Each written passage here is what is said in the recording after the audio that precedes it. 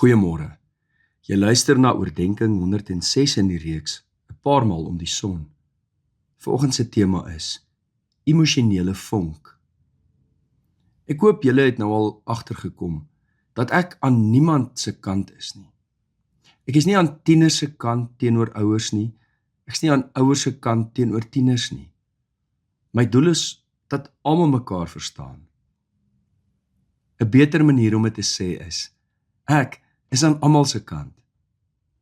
Wonderlike nuwe moontlikhede gaan oop vir ons almal as ons by mekaar kan leer.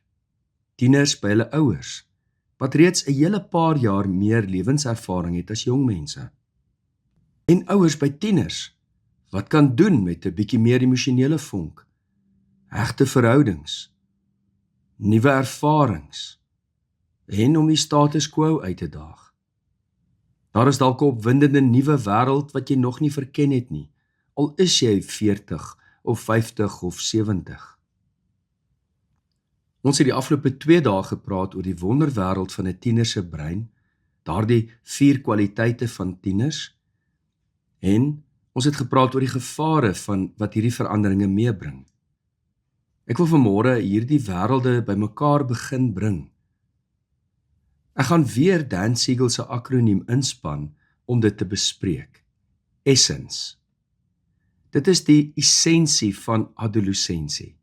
As jy dan 'n bietjie met woorde wil speel om dit beter te onthou. Onthou, essence, as jy die akroniem verstaan, is emotional spark, social engagement, novelty, creative explorations.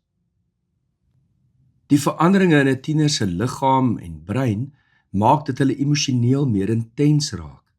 'n Groter behoefte het aan vriendskappe buite mense van hulle gesinsomgewing. Na nuwe ervarings bly streef en deur kreatiewe verkenning die status quo uitdaag, nuwe idees nastreef en die wêreld vir hulle self wil uitwerk. Vanmôre gaan ons praat oor die ES van essence, emotional spark, emosionele vonk. Kom ons praat oor die wonder daarvan. 'n Lewe wat aangevuur word deur emosionele intensiteit kan gevul wees met energie, 'n gevoel van oorvloedige lewe, 'n uitbundige liefde en waardering van die lewe, van mense en die wêreld waarin ons leef.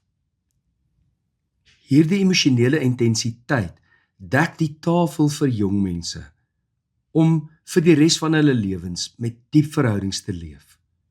As hierdie koneksie met mense misluk, het sy dit in die ouerhuis is of in vriendskappe, kan dit tieners geweldig isoleer en uiteindelik van hulle mense maak wat vir die res van hulle lewe nooit 'n enkele mens vertrou nie. Dit is dus belangrik dat tieners in hierdie oomblikke van hulle lewens, hierdie paar jaar van hulle lewens, gehelp word om hierdie onstuimigheid van verhoudings tog te onderhandel en met wysheid op te tree. Wie kan ek vertrou en wie nie? Waarvoor moet ek versigtig wees? Wat is die tekens, die gevaartekens? Wanneer kan ek stelselmatig oopmaak? Wat kan ek alles deel met vriende? Wanneer gaan ek te ver?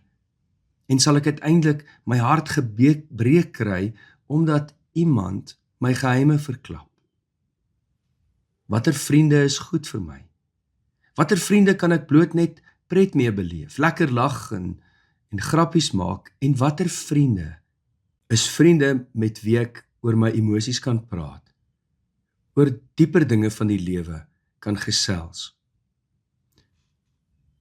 Hierdie wonderwêreld van die emosionele vonk moet ons mooi oppas en goed bewaar. Wat is die skadukant van hierdie emosionele intensiteit?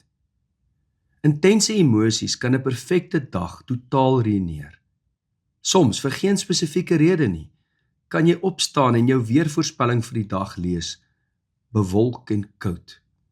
Voel of die wêreld vergaan. Soms is jy kwaad, al weet jy nie vir wie nie. Soms is jy hartseer en jy weet nie waarom nie. Dit voel of jy verlang, maar jy weet nie na wie nie. Emosionele gemoedskommelinge kan jou impulsief laat reageer. Dinge sê wat jy nie bedoel het nie. Dinge doen wat jy nie wou nie. Jy kan meer reaktief raak. As jy opstaan en jy voel nie lekker nie, het jy een probleem. Maar nou maak daardie emosies dat jy met jou ma of jou pa begin beklei en op pad skool toe het jy 2 probleme. En is vreemd hoe sulke dae werk. Nie op ander oggende nie, maar daardie oggend as jy jou skoene wil aantrek, is dit wraggies daardie oggend te klein vir jou voete. Net voordat jy in die kar klim, tref 'n bietjie water van die sproeier jou. Dis maar wat sproeiers doen. Hulle spuit maar water heen en weer. Maar hoekom voel dit vir jou so na 'n persoonlike aanslag op jou lewe? Hoe is dit moontlik dat 'n mens 'n sproeier kan haat? En ja, die daar wat op die dak sit en nog maar altyd lawaai, klink of hy dit doen om jou te irriteer. Jy het al jou huiswerk gedoen. Of so het jy gedink. Met vergeet van daai een bladsy of daai een taak. En nou voel dit of die intensiteit van alle rampe, van alle eeue, op daardie stadium in jou siel insak. Die woorde borrel by jou mond uit. Ek haat skool, ek haat hierdie dag, ek haat my lewe. Ek het al in my spreekkamer te doen gehad met kinders wat vir 'n ouer in so 'n oomblik geskree het, ek haat jou. Dis dinge wat intens seer mag maak. Maar toe ons rustig praat oor die lewe en daardie emosies wat na vore gekom het, sê die tiener, ek weet nie hoekom ek dit gesê het nie. Dit is nie waar nie, ek's baie lief vir my ma. Wat hulle eintlik wou sê is, ek haat hierdie gevoel in my. Of partykeer, ek haat hoe mamma my laat voel as ek hierdie oomblik beleef. Onthou, ek sê nie wat's reg en verkeerd nie. Ek beskryf net hierdie intensiteit van die tienerfase. Tieners, vertroos julle daaraan dat julle nie alleen is nie. Ons beleef ook sulke intense emosies. Dalk het ons, hopelik, geleer om dit beter te hanteer. Weet julle wat? Partykeer huil mammas as julle hulle nie sien nie, maar hulle beleef ook hierdie intensiteit. Wat ek al beleef het, is dat kinders soms in hierdie tyd van emosionele onstabiliteit, wil ek sê, waar jy al hierdie emosies ervaar, baie keer met die ouer wat die sagste is, die lelikste maak. Kom ons sê dis die ma, wat sagter is as die pa. As die pa kwaai is, kan hulle dit nie waag met die pa nie, hulle sal probleme optel. So, nou haal hulle daardie emosies uit op die persone in die wêreld wat hulle reken, hulle nooit sal ophou lief hê nie. Hulle kan nie met hulle maat so praat nie, want dan verloor hulle vriendskappe. Hulle het nie uitlaatklep teenoor 'n onderwyser nie, dit sal baie ernstige gevolge hê. Waar moet hulle met hierdie emosies heen gaan? En ongelukkig is dit baie keer by die persoon waar hulle die veiligste voel, om daar hulle emosies uit te sorteer. En vir die manne, baie keer om hulle eie ego uit te sorteer, om te kan sê wat hulle dink en wat hulle wil doen. Ek sê nie dis reg nie, ek sê net, dis baie keer hoe dit is. Dus, ma, pa, moenie daardie oomblikke te persoonlik opneem nie. Maar vir die tieners wil ek sê, onthou, jou ma of pa het ook gevoelens. Al verstaan 'n mens se kop hierdie dinge, is jou hart nie altyd op dieselfde plek nie. En alles wat ek al ooit oor verhoudings gelees het, is die belangrikste van alles om dinge reg te maak. Kenners soos John Gottman en Becky Kennedy gebruik die woord repair. Repair, so gou as moontlik wat verkeerd geloop het. Herstel, so gou as moontlik, die verhouding. Moenie dat die son sak oor julle woede of hartseer of tweespalt nie. Sê jy is jammer. Al is alles nie jou skuld nie, sê ten minste, ek is jammer vir my aandeel in ons risie. Herstel die verhouding so spoedig as moontlik. As jy dit nie kan sê nie, skryf dit op 'n briefie en sit dit op die sitplek neer, in 'n kosblik, op 'n kussing of waar die sleutels hang. Herstel dit net so spoedig as moontlik. Intense emosies kan jong mense 'n tunnelvisie gee. Met ander woorde, dit voel of dit al is wat nou waar is in hierdie oomblik. Dis 'n sleutelgat perspektief. As 'n verhouding tot 'n einde kom, voel dit of jy nooit in jou lewe weer gaan liefkry nie. As 'n vriendskap verkeerd loop of jy voel verraai, voel dit of jy nooit in jou hele lewe 'n enkele mens ooit weer sal vertrou nie. slegte oomblikke voel of dit die res van jou lewe gaan definieer. Jy projekteer die hede en die toekoms in. As dinge nie nou uitwerk nie, voel dit of dit nooit gaan uitwerk nie. As jy nou sleg doen in 'n toets, voel dit of jou hele lewe tot 'n einde kom.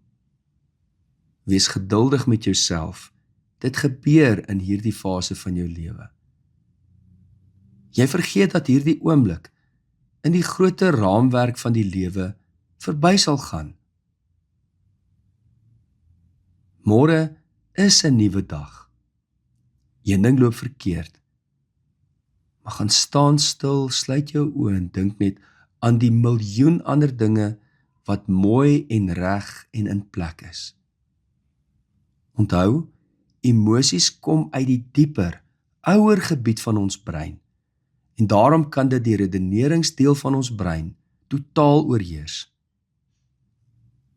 Ek verklap nou weer daardie geheim. Dis nie net julle wat daarmee sukkel nie. Ons as groot mense sukkel ook daarmee. Ons beleef ook maar hierdie emosies van tyd tot tyd. Dit kan ook ons oorweldig. Dus, laat ons dan mooi na mekaar kyk, 'n begrip vir mekaar ontwikkel. En luister net wat sê die Here vir ons in Efesiërs 4 vers 26 tot 27. Word kwaad. Jy mag maar kwaad word. Maar moenie sondig nie. Laat die son nie ondergaan oor julle woede nie. Moenie vir die duiwel plek gee nie. En dit geld vir al ons emosies. Moenie dat die son daaroor ondergaan nie. Jongmens, bring jou sorge na die Here toe. Vertel vir die Here hoe jy voel, waarmee jy sukkel. Mag ons as gesinne 'n ruimte wees waar ons begrip vir mekaar het, met respek optree. Ja, emosies is oorweldigend, maar die lewe gaan uiteindelik in wese oor keuses wat ons maak. Kom ons bid saam.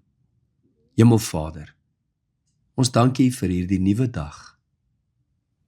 Help ons met al ons emosies, dat ons nie met 'n sleutelgat perspektief sal leef nie, maar in die grootheid van U koningskap oor ons lewe. Here, ons weet wanneer ons oë opslaan na die hemel, kry alles hier perspektief. Kan die klein dingetjies klein bly, en die groot probleme wegsmelt voor U almag en U hulp in ons lewens.